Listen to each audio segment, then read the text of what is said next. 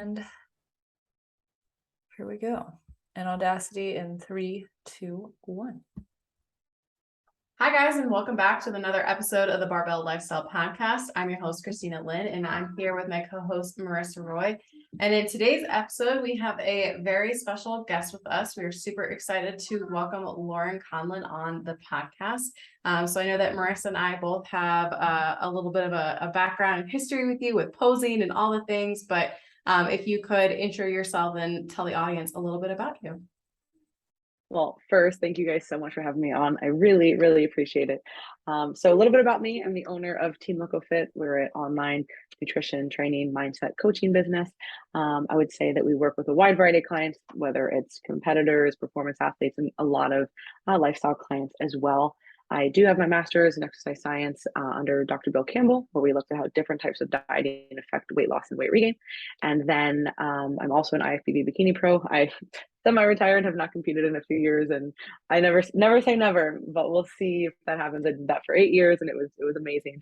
But for now, I have a lot of other goals, in particular with the business. So I would say that's kind of a little summary: travel and speak and work with a few different companies, and kind of just do a lot of different things. So. Awesome. And yeah, so today, this topic, Christina, correct me if I'm wrong. I'm pretty sure we had this idea to have Laurin on for the podcast for this topic in particular, like close to the podcast's inception. And it just we never got around to just sending the message and being like, hey, want to chat. But here we are coming up on the podcast's 2-year anniversary this will be maybe near, I think we might be at episode 103. So maybe in one episode, our 2-year anniversary, when this is published. And here we are. So super excited to have you. And the reason why we want to talk about, getting away from macro tracking, I'm sure this will be a little bit more of a meta conversation when we really get into it. But, when it comes to nutrition, we were just talking about this off air, how much life changes and how much we change as individuals, as we've changed as businesses. Even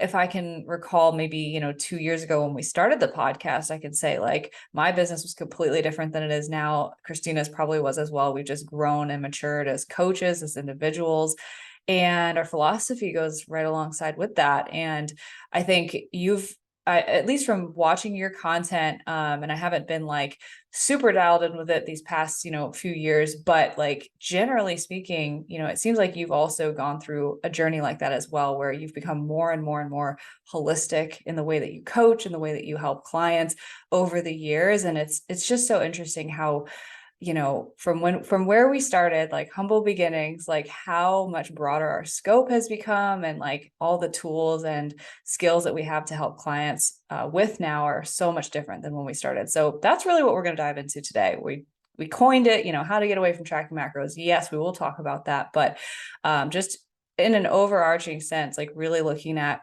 how nutrition has become so much more nuanced than 3 numbers, and how you can best apply that for yourself if you've been a macro or calorie tracker for a while and you're not really sure what nutrition should look like for you outside of those numbers. So I don't know if you have any additional thoughts on that alone, Laurin. Yeah, I think, well, I'm so excited that we're talking about this because I do think that this is the next conversation, right? And I think there's a lot of conversations that need to be had within the industry.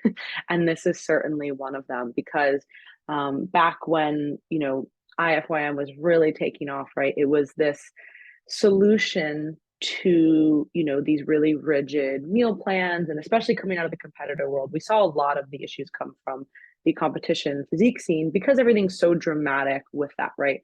It still would trickle into Gen Pop as well because people were still getting those plans. But I would say by and large, a lot of this stuff was coming from, competitors, right? So we had, hey, have 2 noodles and a prune and tilapia, every day. And you're like, what kind of plan is this? Zero thought before and after preps. And then here comes IFYM. It seems like this solution. Hey, you can have all this flexibility. And that was really, really exciting. However, and I even did research on this topic because it was like, hey, let's look at these 2 things head on. But then as I started to realize, I really started to recognize that people couldn't get past the tracking macro stage, and that they started to have issues not tracking, right? Not that they're having issues with tracking itself, but they would have issues when they couldn't track.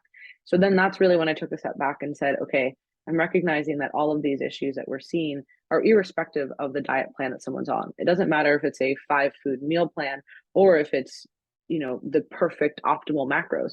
If you have the wrong mindset around how you're applying it, all of the same issues are going to arise. So I think that needs to be the next conversation as an industry. Like, all right, how do we go in and out of these different phases? And especially, as we touched on, when life is different, right? There's going to be times where we have very specific goals that we need to be really dialed in.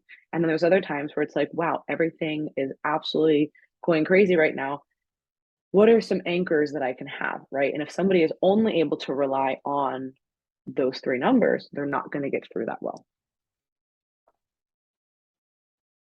Yeah, I love that. And I think, what you said exactly is perfect. What is the common thread between the people that go from tracking macros? Because I feel like, I've seen this in practice. There's people who say I tracked macros and, one day I just took the numbers away and I'm great, doing great. And like, there's those people where like they can manage that transition really well. And then there's people who, you strip the numbers away and they're like, I need to relearn everything because I have no idea what I'm doing. And it should seem intuitive, simple, like, okay, just eat, relatively the same way that you were when you were tracking, just without the numbers, but it's not that simple for people. And I think the common thread amongst the ones that are successful in maybe managing that transition on their own is they had a more well-rounded perspective around what the macros were even for in the first place, rather than viewing it as, this is my diet and I am doing this, as a thing rather than like it's teaching me skills.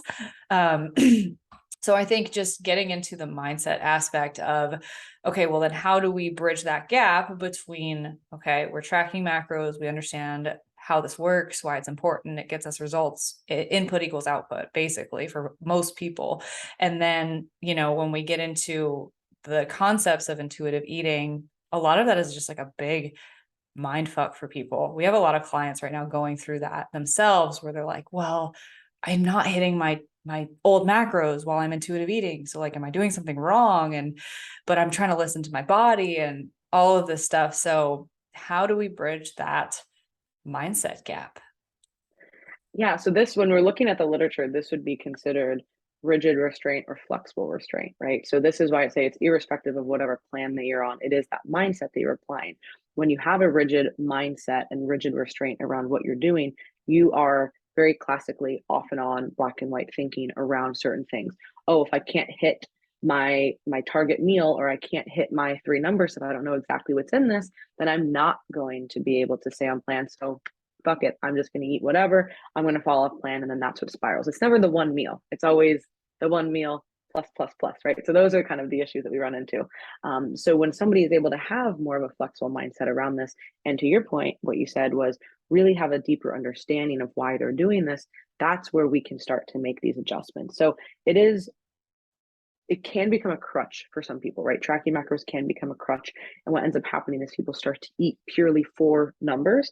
And they also don't even start to recognize, they don't start to recognize their hunger signals. They don't pre-plan. They might be tracking kind of as they're going. They might be just kind of filling things, logging later. And it's really taking away some of those maybe more key principles and foundational habits that we might want to have, right? So like right now, as an example, like I no longer track macros. I haven't been for some time. I mean, I've tracked for a lot of years, you know what I mean? So I have an understanding. But still to this day, I pretty much meal prep twice a week. I portion out meals. I have kind of set times that I eat. So there's other mechanisms that you can use that will allow you to stay on track, but you have to still be aware of those things and see where you're having the hang up. So when clients are going through this, because it's super, super common, and that we work with so many clients in this way, because so many people are feeling they don't want to track anymore, or they don't want to track everything all the time. But they also want to have some structure, it's that kind of like structured flexibility, happy place. So really what I would say is just starting small. If somebody has shown that when they don't have an exact plan that they kind of, crumble or get really stressed, or overeat or undereat or compensate in some kind of way. That's when we have to take it really, really slowly. We say, okay, maybe this week we're just going to try to eyeball some of the meals, because really where people struggle, at least what I've found, is that when they're not able when they struggle with not tracking, is generally just because they don't trust themselves. They have the knowledge, you know what I mean? I mean, unless this is somebody new. If we're talking about somebody new, that's understandable. If you haven't been tracking for a while, that's going to be, but if somebody's been at least tracking for 6 months or more, and I mean, some of these clients, especially the clients that we're talking about, they've been doing this for years, you know what I mean? So they've been doing this for years and years and years. And they're the ones who are usually the most scared because they have some type of reason that they're clinging on to these numbers, and they don't trust themselves to be able to say, you know what, this is about 5 ounces of chicken. We all know what 5 ounces of chicken is, like if you've been, for those clients who've been doing that for a long time. But we have to get used to actually looking at it and saying, okay, when I weigh this out, like, what does this look like? Right? Instead of just cutting it up and looking at the number on the scale and then pushing it away, right? And really being cognizant of what they're eating. So I would say slowly kind of stripping away some of those things. And then also like adding in flexibility, right? So I'm really big on untracked meals and things of that nature, of course, when this is appropriate for the client and their goal and all that. We're not adding an untracked meal 4 weeks after competition prep, but if we're talking about, really anything else outside of a physique prep and somebody who's making weight for a performance sport, you know what I mean? Like outside of that, we can pretty much add this for every client, even in a competitive athlete's off season. So adding in an untracked meal, whether that's at home or out or just kind of eyeballed, we really want to start to work in that flexibility.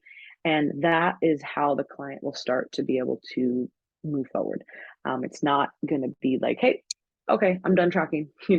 Those people, generally what I find is they use tracking for a few months, they learned some stuff, and then they kind of got out.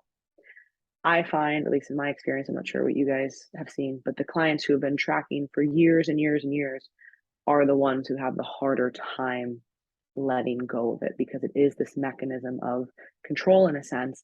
And a lot of the people who are self-selecting online coaching, self-selecting macro tracking, all of that, they're people who like numbers. They're maybe a little bit more on that kind of type A neurotic personality side. They enjoy seeing that, I zeroed things out or I did this.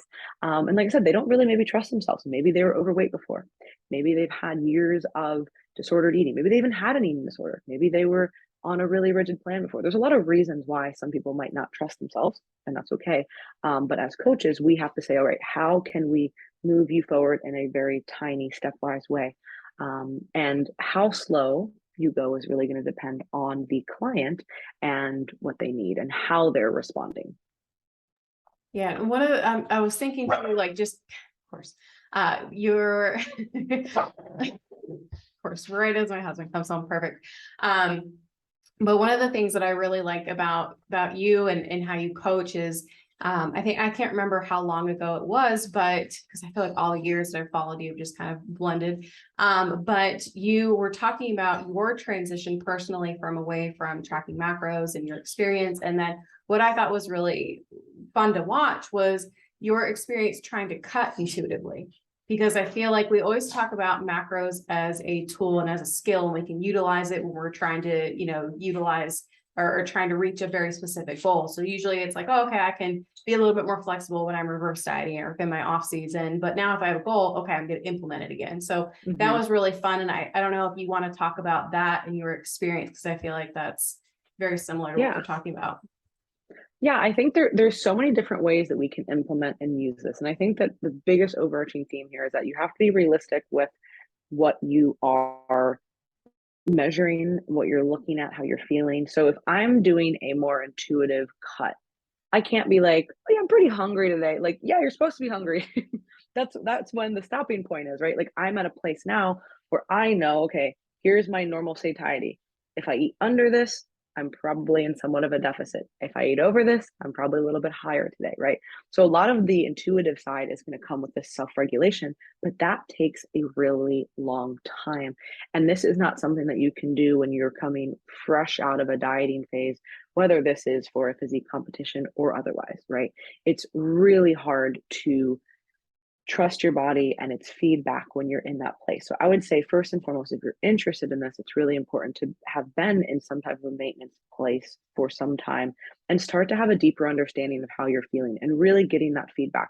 And if you're not going to track macros, you can, use kind of a self-regulated hunger scale, right? You can, of course, use the body weight scale. You can use measurements. You can use all the things that you're using normally. But maybe we just say, all right, I'm going to make a few different food choices here. Normally, I would, have this much rice. Well, I'm now going to cut that probably in half. If I would have a spoon and a half of rice, not like a tiny spoon, like like a serving spoon. um, that's like the 2 noodle meal plan. A spoon and a half of serving. Maybe I'll do 3/4 and then I'll add some extra veggies, right? Like those are the kinds of things that you have to do, and you have to be really honest with yourself if you're going to not track. Now I'm still kind of in like a maintenance phase, and I even use the scale now. I'm pretty good when I know, okay, maybe over 8 here, maybe under 8 here, but I'll use a scale every once in a while just to kind of check in and make sure, okay, like where am I at? Because if I get a little bit too low, I don't feel my best. When I get a little bit too high, I don't feel too great either. So I think that all of this comes down to recognizing the biofeedback that your body is giving you between satiety signals and hunger signals, and your sleep and your performance. And also, again, being realistic. If you have a specific goal, you're going to need to be more specific with your routines and your behaviors. Doesn't mean that you immediately have to track macros, but also doesn't mean that you just kind of get to like eat whatever you want whenever you want. Like you're not going to lose any body fat doing that, right? So when we're in a cut, we do have to be pretty realistic with, all right, if I'm going to change from this maintenance and or surplus place, I'm going to have to make some type of adjustments. Obviously, we can do that through output as well with, cardio activity, training, etc. But if we're specifically just talking about diet, we need to have some types of things in here in order to say, all right, how is this going to benefit me? What's going to help me? And I'm just big on meal prep. Is like, honestly, I think it's such an under talked about thing. I feel like people talk about meal prep when they only think about like bro plans, you know what I mean? And I think that anytime people are thinking about like macros or really like literally anything else, they're just like, oh, I'll just meal plan. That's for just for bodybuilders. And you're like, no, that should be for everybody, because it doesn't have to be this crazy elaborate meal plan meal prep, but you want to make your life easier. And like, do you want to stick to your goals or not? So like making sure that I'm doing that. And even for me, like having times, I don't know if you guys feel like this, but I find that if I don't have rough times that I should be eating at, like I will just go either kind of haphazardly eat or wait too long. And then you get busy and then you're like, oh, I haven't eaten all day. And then, you kind of just go into the cycle of like, okay, now it's 5 p.m. I've had one meal. And then especially for clients who don't have a good regulation on their hunger, then that typically can spur like an overeating episode. So I know that I kind of just covered a lot of things. I'm not sure if I really answered the question. If I answered the question. Yeah, no, I think that's good because you're talking about your personal experience from like not tracking to like an intuitive approach. And I feel like you're the same things and the same practices that you're using is what you're teaching your clients. So I think that is, yes, it answered. Okay. I forgot the question too. Honestly, that usually happens when I'm talking, and then I'll look up, be like, wait, why are there so many different trains of thoughts happening? There's a lot of trains in the station at all times here.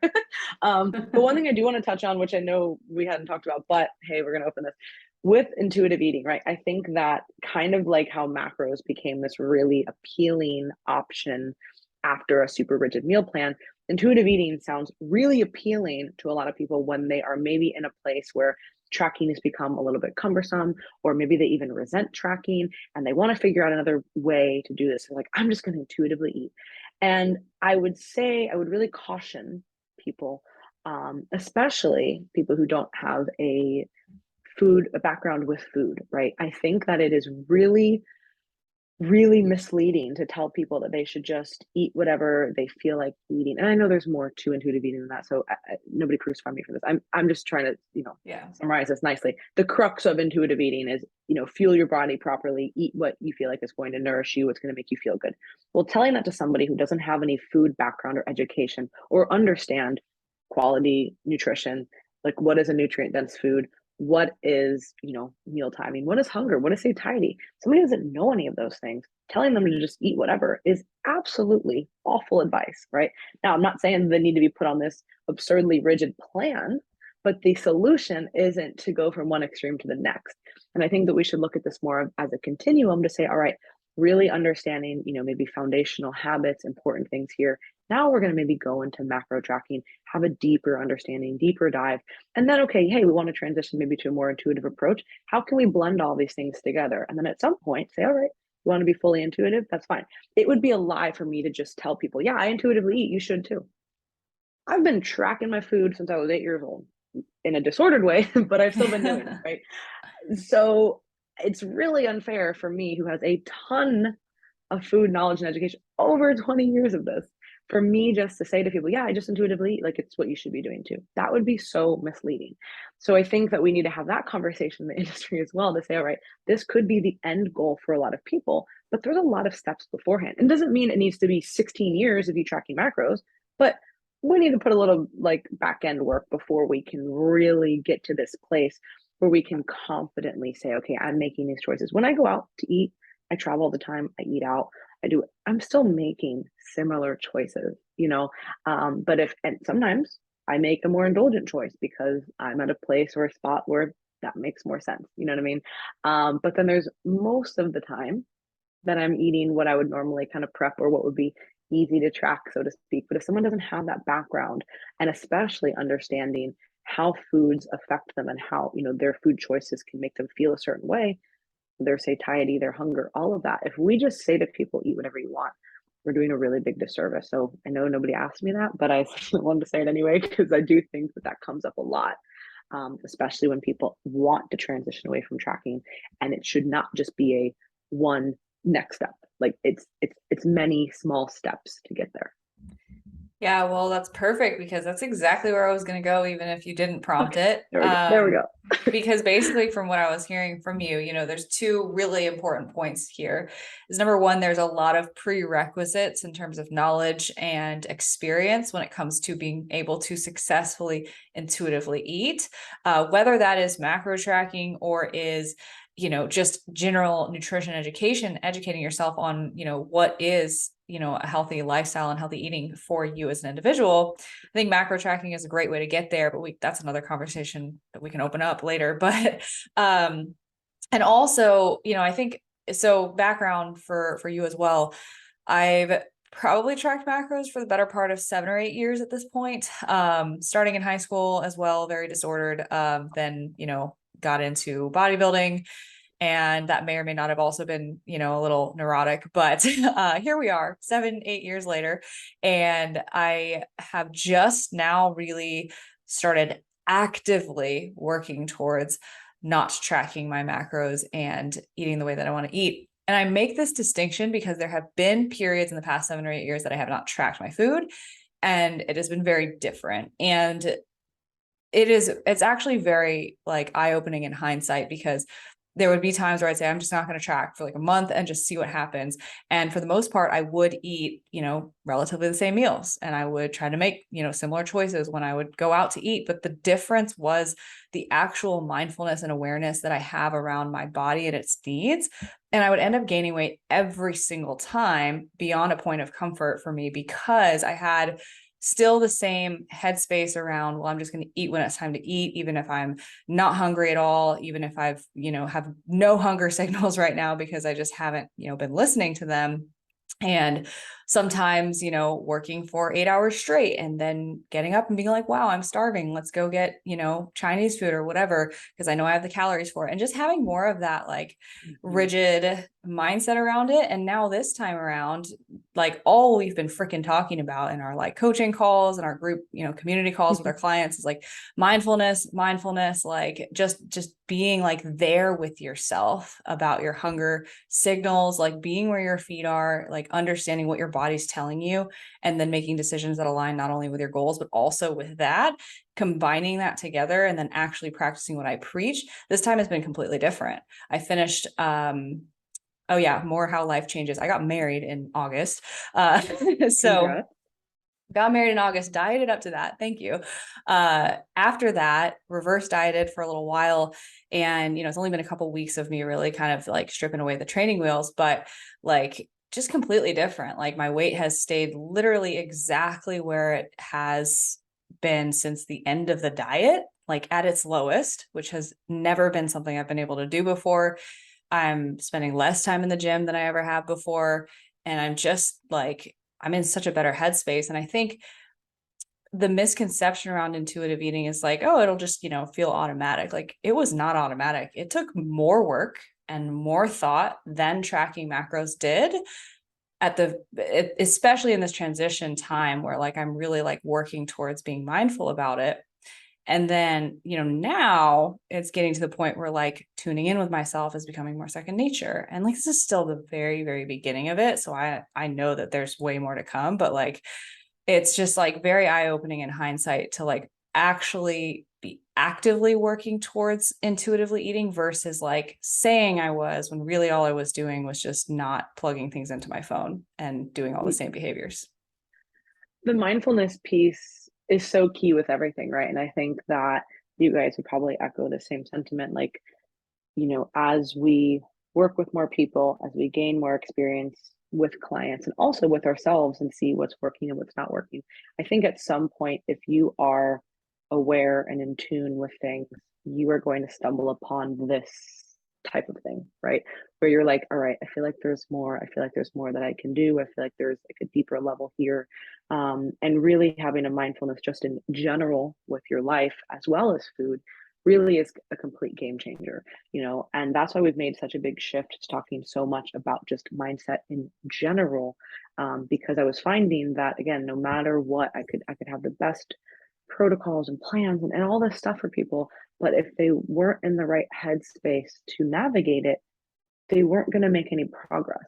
And I was starting to see this common thread of clients who had this very just negative stress perception and just a certain type of mindset have all of these unexplained issues, and it was like, at some point you got to go, there's something here, you know what I mean? Like if every single one of my clients who behaves in this way also has like weird food issues, weird gut stuff, kind of wonky hormones, low energy, all these types of things. And like to some people, they're like, that's too out there. That's not true. It's just CCO. And it's like, okay, well, once you start to work with enough people and you recognize that there is more to it, you know what I mean? And now this could be selection bias because I am talking about this. Those people may be working with us. That could be true. However, it was just too much to ignore, you know what I mean? And so I think that by incorporating more mindfulness practices in general and just introspection in general into everything, clients are going to respond so much more favorably to really whatever protocol that we want them to be on, no matter what goal that they have. But you hit it perfectly. It is much more work. And that is why people think that being rigid is harder. It's not. It's much easier to be rigid, to either to be on a plan or off a plan, to say I can eat here and I'm going to eat whatever I want, or I'm not going to eat anything at all. It's a lot harder to go to a restaurant and say, you know what, I'm going to get the leanest steak here and I'm going to get a salad, but hold the dressing, and I'll have a potato, but I'll cut it in half.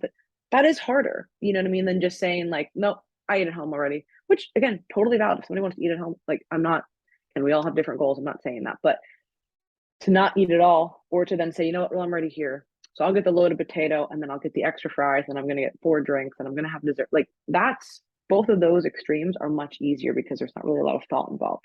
When you're moderating yourself, there's a lot more thought involved. So that goes for your food intake, and that goes especially for just kind of mindfulness practices in general. It's really easy to like fall into those ups and downs and just kind of stay in either those high highs or those low lows. Yeah. So I love that you brought up the stress perception, because I send your YouTube video out to so many of my clients. Oh my gosh, I probably need to redo that. It's probably so old, but it's a little old, but the meat and potatoes of the video, right? Like that's incredibly important. And Marissa and I have talked about this so many times. Like we have clients that will do everything, quote unquote, perfect, but their results are nowhere near what they should be, because they're just, even though they are hitting everything perfectly, that it's just everything that they have going on mentally is not there. And then you have the clients kind of on the opposite end who are just, they're pretty consistent, but like if they go off here and there, it's like not that big of a deal, but they're the ones that are consistently making progress just because they're in a better headspace. So I really love that. And I relate to you. And I know Marissa and I, we've had this conversation too. Like we always talk about like prep is really easy. It's really easy when you have your So easy. in the sense of like it's black and white. You either can or can't. You do the thing and there's no ifs, ands, or buts. And Yep. off season is so hard because it's like, well, I could do this or I could do that. And so we've talked about so many times where we'll be in like an off season. We're like, well, I don't really want to prep, but I want to do something. We'll be like, oh, let's do 75 hard or something. Because the rules, we love the structure. We love the rules. So I think a lot of people can relate to that where it's like, yeah, macro tracking is easy. You just hit your 3 numbers. We're intuitive eating. It's just, there's so much more like I could or couldn't, like, what should I do? And you really have to think about what you're doing. Yeah. And that's where it's important to say, okay, am I in the right, headspace to be doing this right now? And that's why it's also, and this is where I failed as a coach early on when I was trying to help clients make this transition, is that I was like, no, like I could see the other side. You know what I mean? I was like, no, we got to get over here. Like, let's do this. And then I would be like, I would be ready to take them over here. And the client was still kind of like, hey, I'm still here. You know what I mean? And I would maybe push a little bit too much. Right. And so it's like, all right, no, like, we have to take a baby step, and as long as we're taking small steps forward, then it's okay. Like my timeline as a coach, I have to sometimes rewrite that, because it's like, if the person is only ready to take small steps, then that's fine. You know what I mean? Because if I push them too hard, they're not going to take any steps forward. Now, that doesn't mean that you don't push somebody, right? Like that's unacceptable to just be like, yeah, okay, well, whatever you want to do. Like, no, that's not coaching. You know what I mean? But there is a difference of being like, nope, we got to add 4 on track meals. Right? Like people are like, oh my God, what's going on? And then, so you have to kind of take those baby steps with people. And yes, most of us, if anybody's done a prep or done several preps and really been dialed in, it is so challenging in certain ways. You know what I mean? Like the physiological effects can be really crushing, because of how lean you are. But it really strips away kind of all the bullshit out of your life, because you're like, well, I don't have the time or the fucking energy to do literally anything else. You know what I mean? So it's really nice because you're like, all right, here's what I have to do for prep. Here's my other responsibilities. I got to get them done. And I think that a lot of people crave that. And I do think that, just kind of statistically speaking, there are certain people who are probably going to need very extreme things to keep them in check, just based on kind of proclivities that they might have, right? So I'm not going to fault someone who's like, hey, I need to be on a really rigid plan at all times, and this is really the only way that I'm functioning. Otherwise, I fall into these really, really negative behaviors. And I'm not talking about like, oh, I overate once. Like, I'm talking about really negative things that people might be dealing with. So there is a subset of the population that I do believe does better with those types of things, right? However, do I think that that's the majority? Like, no. So I do think that we have to be honest with ourselves and say, all right, am I using this as a crutch, or am I like, could I, improve here? Could I add in a little bit more flexibility? Because ultimately, at the end of the day, you have to look back and say, okay, is what I'm doing moving me forward, or is it moving me backwards? And sometimes tracking is moving people forward, and sometimes it's moving them backwards because of all of the other things that they're doing. And in terms of all the mindset stuff, like it's where it gets a little out there, right? It gets a little, like some people might call woo-woo, right? And all this, and it's not as scientific, right? I mean, some people would say it's scientific if you follow Joe Dispenza and all of his stuff. He has a lot of brain scan, etc. It doesn't matter. But some people are like, nope, that's not really hard science, so they don't want to believe it. And it's like, all right, that's understandable. But again, if you've coached enough people and you've worked with enough people and just listened to people, you can see like there's more to it than just these numbers, more to it than just 3 numbers or just any kind of plan or protocol. Your mindset is going to affect so much. I'm not saying if you just sit there and meditate all day, like, oh, I'm going to have the 6-pack. Like, no, like, it's not going to work. But there is a level of like belief in yourself and your capabilities, and just having that positive stress perception, all these different kinds of things. All of that does go together. Yeah. And, something that I think you and Christina both said, what was it? Bridging the gap between, okay. Yeah. So we have like we said, prep is quote unquote easy, and, intuitive eating, way more work in terms of just the thought, the mindfulness that goes into it, than like say a rigid plan. And maybe there are people that need the extremes, but then I think there's a lot of people that either believe that they need the rules and the rigid structure to be successful, or maybe they need a reframe about what can be structure and quote unquote rules in their day to day. Because I think just with like the type A personality, I mean, we work with pretty much only those as well. Like, we do like structure. We do like to have routines and, predictability in our day to be successful. And I think there is room for that. So I think just, clarifying as well, I'll be curious to hear your thoughts on this, but I think it's important to clarify the fact that when we say, we don't want to be rigid and, super extreme all the time, I think that there's still room in there for, temporary periods of maybe unsustainability. Maybe we do fat loss phases that are a little bit more rigid, periods of 100%. maintenance that are less rigid. But then even in those periods, right, like myself, for example, maintaining, doing it intuitively, having checks and balances in place that aren't hard set black and white rules, but they're things that keep us on track there. So yeah, I think just bridging that gap between, again, somebody who listens to this with a black and white mindset will be like, oh no, I can't be rigid. I must be completely flexible. But there's so much in between that I just want to make sure our listeners get. For sure. And that is one of the biggest things whenever I bring this up, people are like, no, like that, like, you don't need to do this. Like you're taking the easy way out, or it's like, first of all, no, we've already determined that this is actually probably a little bit more of a challenge up front, right? It's not necessarily the easy route. But it also doesn't mean that you get to do whatever you want in the sake of flexibility. And I think that's really where that structured flexibility, or that flexible restraint type analogy comes in, right? We have to have both.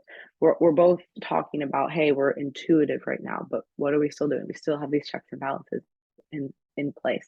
So it doesn't mean that you have no structure. In order to be a successful person, I would say 99% of people need to be structured, right? But there's a difference of how you structure things, and are you able to moderate yourself? And that's really the key distinguisher. Can you moderate yourself?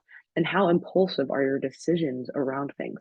When you have a very black and white mindset, people are typically very impulsive. Like, oh, this didn't go right. Well, the whole day's ruined. You know what I mean? Well, guess I'll just go do this now, and then I'm not gonna. And then you stew over this. Now you've wasted a whole hour over whatever. You've probably done something, some type of compensatory behavior that's probably not helping you and actually moving you backwards. And now you're self-sabotaging all your progress forward. You've completely had an off day, and now you're like, well, now what do I do? Now I'm 5 steps back, where you could have been maybe a quarter step and then just adjusted if you had more of a flexible mindset. So I think that this is irrespective of calories, the type of plan or whatever. It really comes down to that mindset of, we need to have structure and we need to have flexibility. And I would say that when it comes to, no matter what it is, having some of those checks and balances and having some type of structure for your day is going to be key. When we're talking about adding in anything new, so somebody who is really struggling with, let's say, their hunger signals, right? Okay, well, when we're eating, let's actually reflect on these. Why don't we actually take a little bit of time to write out these types of things? How are you feeling around these meals? When do you eat, right? Are you like scarfing food down on a drive to an appointment and you're all stressed out, or like, can you actually sit and taste your food? And like, now some days, like, hey, we're all driving somewhere and eating, you know what I mean? Like, we've all done that, we do that.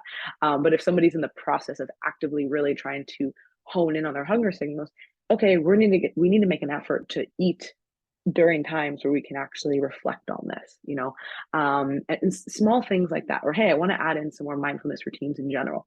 Well, that's not just going to happen by accident, like nobody is just like, whoop, I accidentally meditated. Like, no, you kind of gotta go out of your way to do this. You have to set up the environment to do these things. You want to journal? Great. I think everybody should, you know what I mean? But you have to find that time. And for most people, that requires planning. So same thing goes with training. Like, we all love training, but how often does training get pushed off because we're busy with work and things come up? It happens to us too, so it's like, I had to start planning when I was even training, you know what I mean? Just because it was like, otherwise that would get pushed to the side. So the idea that being flexible means that there's no rules at all is just completely wrong. And that is a great point. That is literally a black and white mindset around, oh, well, if I'm too rigid, I gotta be all the way flexible. It's like, nope, you can be a little bit flexible. We still have to hit certain things. And that's what takes a long time. And that takes, unfortunately, I haven't really seen clients get through this without some trial and error. And I can be there to guide them, and I can say, hey, here's what I would suggest. Here's how we can circumvent some of these things. Okay, hey, this went wrong this week. Let's dissect it. But a lot of times you got to go through it, because I can tell you how I've felt in those situations. But sometimes, and a lot of times, you have to feel that yourself. And also, as a coach, one thing that I've really adjusted is just asking the right questions and just listening. Because we can know about 80%. Like, okay, somebody says, hey, I'm really struggling on the weekends. What would you suggest? Well, I can give you some basic suggestions, but what are you actually struggling with? This weekend, I want you to, when you're presented with this, I want you to write some of the things down, 1, 2, or 3 things that you were struggling with, present me with those, and then I can help provide solutions. Because if you just say, I'm struggling on the weekends, and I say, hey, well, I think you should eat on the same schedule that you eat during the week, and you were already doing that, well, that's not really useful feedback. So, but if somebody wasn't eating on that schedule, that could be completely like the total game changer. Like, oh my gosh, I didn't even think about eating on a similar schedule, because for most people, they have work to keep them in check. And then on the weekends, if they don't, then it's kind of like this like free for all. So it's about asking questions and listening to the client and seeing, okay, where are they struggling? How are they struggling? And now we can actually create solutions. That's the difference of true coaching. You know what I mean? Like, obviously, again, providing general stuff, podcast, content, programs, whatever it is, you know what I mean? Just kind of general education, like that can get people most of the way. But then that kind of 20% is really where the personalization and customization of coaching comes in, and where you can actually make those types of changes. Yeah. You made me think of someone when you were talking about just like that impulsivity. And I'm curious because, so here's the thing, like I acknowledge like we cannot change people's mindsets for them. And that's not what I'm asking. But, how would you guide someone who wants to change their mindset from being very, very rigid and black and white to being more flexible and growth oriented? Because I'm thinking of one person in particular who describes himself as impulsive, who describes himself as all or nothing. And I know that they want to change because they know what's holding them back. But I'm just curious what your approach would be to that, because I'll reflect on if it's been aligning with mine. Yeah. So first, and this is a little bit maybe more of like a, I don't know, esoteric kind of comment, but when we think of ourselves in a certain way, our actions are going to align with that. So if I say, oh, I'm an impulsive person, my actions are probably going to line up with that. I've rarely met someone who says, I'm like this, and then they act different. They maybe say, hey, this is kind of my natural kind of how I feel. I've worked really hard to get past this, right? I'm somebody who can be really fucking negative, like really negative. I'm always like 2 steps away from going like downhill, right? And I know that. But if I confirm and affirm to myself, I'm a negative person, I'm a pessimistic person, I'm super nihilist, I'm this. I have these tendencies, and I know that because I've explored that. But I also know that I don't want to feel like that.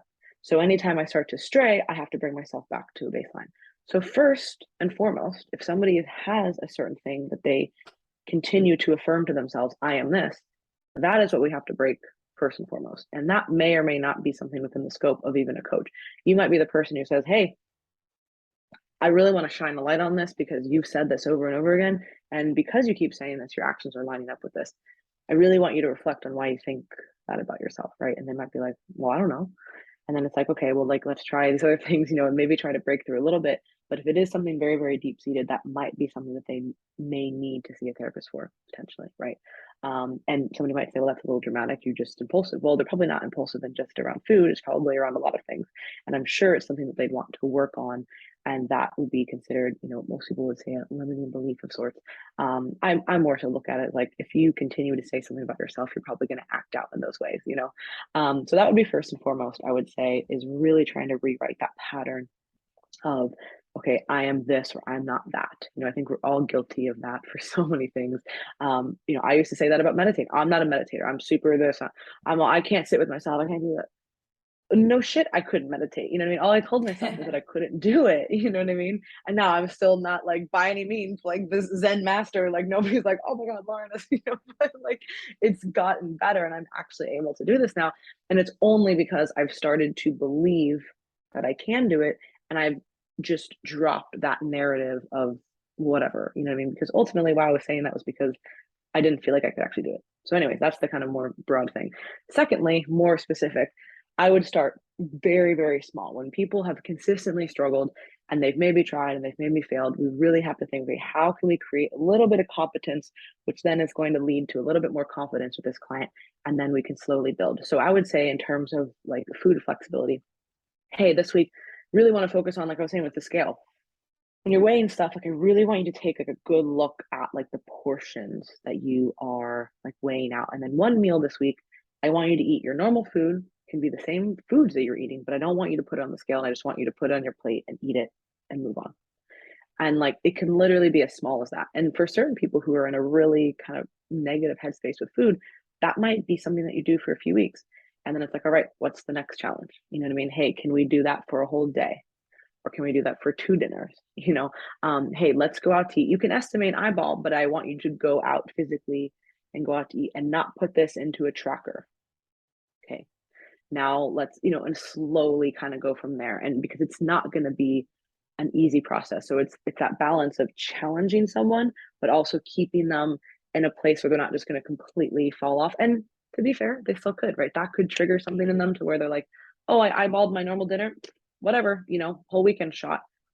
And like I said, sometimes people have to go through those situations. Unfortunately, we would rather them not, but sometimes they have to go through that in order to make that progress. So I would say start very, very small, start to build from there, and then really addressing the bigger issue of like, why do you think that way? And you just saying that might literally, or anybody listening to this, I would really reflect on that, like the things that you consistently tell yourself, and we're all so guilty of them. You know what I mean? Like, it's so easy to just tell ourselves these certain things about, our personality or whatever, when really those are changeable things, and like how we're presenting, to the world. Some people might even see that differently, So I know that that's a little bit of a deeper thing, but I would say that that really is to the root of it, and that gets to that root of like the stress perception stuff too, like how you're looking at that is really there's no difference of the stressor. It's how you're perceiving it. So if you're perceiving yourself as an impulsive person, you're probably going to have impulsive actions. Yeah, I love it. And yeah, I think just starting with those like I am or I am becoming statements is something that we have been working on. So I'm glad that that has lined up. But just, one thing I always like to emphasize is it doesn't have to be like, oh, one day I'm impulsive, the next day I'm just going to change my mind and I'm like wonderfully controlled all the time. Like, no, it doesn't work like that. You can say like, I know that I have had tendencies to be impulsive in the past, but my intention now is to work on changing that. That can be the statement. It's a mouthful, but like that could be this affirmation. If we're going to be like, if people are like, oh, affirmations, those are so woo woo, like that could be the affirmation. And it doesn't sound very woo woo when you say it like that. Yeah, no, like you sitting down and saying like I'm all these things, like, oh, I'm the Queen of England now. Like, no, like it's like you have to be realistic, you know what I mean? But you have to get to that root. Like, okay, being impulsive is something that you can work on. Are you going to be the least impulsive person on the planet? Probably not. Probably not. There's people who are probably going to be way less impulsive than you just by default. But you can certainly improve this. And at best, you're not going to make it worse by trying to change your thinking. You know what I mean? So I always try to tell people like, what is like when we're talking about making adjustments, especially to behaviors, like, is this going to make something better? Okay, great. Is it going to make it worse? Is it at least not going to make it worse? You know what I mean? Like, at least we're going to take a small step forward. It might not be best yet, but we might be getting a little bit better. And I think that is how you do that is so different for everybody. Some people have different methods of how they go about it. But whatever the method is, I would say you should continue to try that. And that's why I talk about journaling so much, because it's literally free. It takes no real amount of time. It takes no real background in it. Just start writing stuff down that comes to your mind. Set a timer if you think that you can't, if you're going to get distracted, set a timer for 10 minutes, or set a page goal. Hey, I'm going to write whatever comes to my mind for a page, and then I close it, and then I'm done. Like those are types of things. Like, I know there's a higher barrier to entry with some of the other stuff. The more self-reflective practices can be a little bit more challenging. We were kind of joking about meditating, but it really is like a lot of work, and you have to really kind of be bought into it. Journaling, it's I would say it's probably the lowest bar, and then you can go from there. Nice. Yeah, I love it.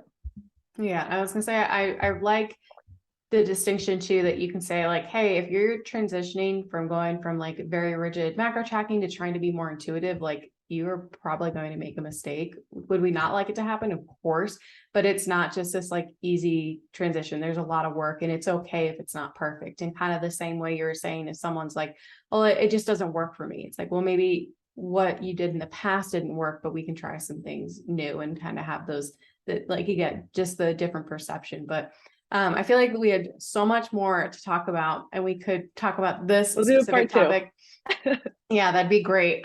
So I know that you have a call, and so we'll kind of try to wrap up here, but we ask every single guest who's been on the podcast if they have their best advice for someone living a healthy, sustainable lifestyle, what that piece of advice would be. Well, I think this ties up nicely with what we were talking about. And I would say that honestly, being mindful and reflective of all the things that you're doing, I think that just kind of the industry has done a much better job, and society in general, of bringing together like physical and mental wellness, so to speak. You know, that kind of holistic approach. That word has been kind of bastardized, as we all know, but like that kind of idea of everything together. And that's going to look different for everybody, right? But I do think that we can't ignore the physical and the mental being a really important piece together. So I would say that if you're on this journey, particularly about what we were talking about today, you know, understand that it's not going to be a simple process, but understand that the fastest way to get there is going to be really reflect on your thoughts, behaviors, and actions. And what are you doing that's moving you forward towards your goal? What is moving you backwards away from that goal? And really just inserting kind of mindfulness and self-reflection into all of that. And that goes for diet, cardio, training, and just kind of your mental health in general. So that would be my best suggestion. It's kind of an overarching theme, and how you go about that is going to look very different for each person. Yeah, I love it. And so we will have you back on for part 2, because Yes, I love that. that'd be awesome. And I feel like, again, just so many different things and so many different directions we can take this in. But guys, we hope that you enjoyed this episode. And if you haven't already, make sure you're subscribed to our podcast, of course. And you can find both of us on Instagram. But Laurin, where can our followers find you? Yeah, well, once again, thank you guys so much for having me on. This was so fun, and I will certainly be back on for part 2 if you guys would want. I love these types of discussions. So my personal Instagram is at Laurin Conlin, LaurinConlin, and then all of our coaching content can be found on our website, teamlocofit.com. Our app is coming out on Halloween, so I don't know when this is coming out, but that'll be the Redefine Healthy app. And then my YouTube channel, as well as our team Instagram. So pretty much just go to the website, teamlocofit.com. You can find everything from there. And then our podcast is the LoCo Fit Show. So all different avenues. Cool. We'll have it all in the description. But yeah, so you can find me at Christina Fit. Marissa is at Marissa Roy Fitness. Thank you guys so much for listening, and we hope to see you back next week.